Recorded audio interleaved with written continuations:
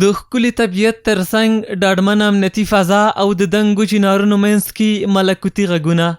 د میلاد په شونډو حال د مسکا غواړي، د خوږې مینې کیسه بې خونده نه ده. د دې خاورې لاندې پروت یو لوی رهبر دی، مجاهد غازي مرحوم محمد عمر دی. دا د بلخ ولایت د اطلاعات او کلتور ریاست لخوا په بلخ ولسوالۍ کې جوړ شوی ادبي بنډار دی چې د سیمې د خلکو په ګډون پکې یو شمېر دولتي چارواکو او مجاهدینو ګډون کړی دی.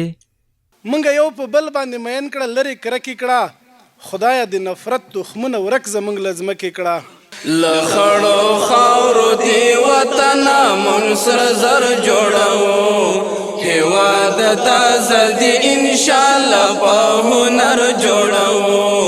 د برنامې جوړونکي وایي موخه یې د ولسونو سره مخامخ ناسته ده ترڅو د جهاد پر وخت مجاهدینو ته د دوی کړي خدمتونه هیر نشي. نو په همدې موخه یې غوره وګڼله چې د ولس په منځ کې د ادبي بنډار په نوم یوه خوندوره مشاعره جوړه کړي.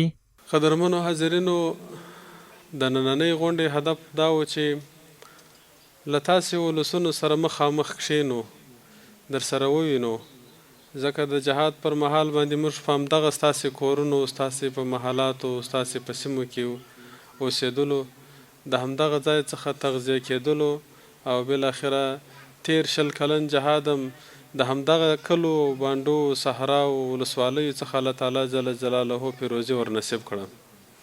نو دا د ولسونو حق دی چې موږ ورباندې پوښتنه وکړو، ورسره کښېنو، له حال څخه یې ځان خبر کو، نظریات یې واورو، غوښتنې یې واورو. نو په همدغه اساس مو نن دغه غونډه دایره کړې ده. شاعران، ادیبان او ګډونوال ولسونه وایي داسې راټولېدل پر دولت د ولس باور زیاتوي او د ولس او نظام ترمنځ د فاصلو په له منځه وړلو کې مهم رول لري. ملت او حکومت په داسې ځای کې چې سره غونډ سي، یو د بل سره معرفي سي، اتفاق وویني، نو انشاءالله الله رجوع و امارت ته راځي، حکومت ته راځي، مشکل به حل وي د آیندې دپاره انشاءالله که ایتر من اگه بره د دولت مردم اینقدر از دولت خوش شدن که بیخی بی اندازه دیگه. دا رقم برنامه د دولت او د ولس دواړو دپاره ګټورې دي، ځکه چې دا دولت چې دی د عام خلکو په ذهنیتونو کې بل رقم تعریف شوی و. اوس وخت کې مثال داسې جلسو کې، داسې برنامو کې خلک راټول شي، دولت وویني، خلک وویني، د دولت کارمندان وویني چې د خلکو سره برخورد څومره ښه والي دی. د مشاعرې یو شمېر ګډونوال د مسؤلینو لخوا د داسې برنامو جوړول ستایي او وایي چې داسې بنډارونه د اړیکو پاللو لپاره ګټور دي، ځکه نالیدلي یاران یې پکې تر سترګو کیږي.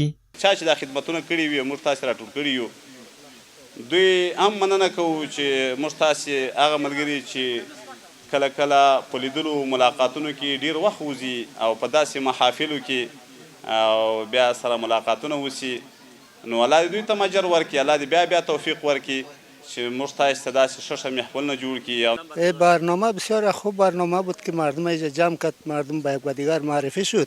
بلخ ولایت یو له هغه ولایتونو څخه دی چې په خپله غېږه کې ډېر ادیبان او شاعران روزلي، چې ګڼ شمېر یې نن د ولسونو سره یو ځای په یوه ادبي بنډار کې راټول شوي او په شعرونو او ترانو خپل ادبي ذوقونه خړوبوي.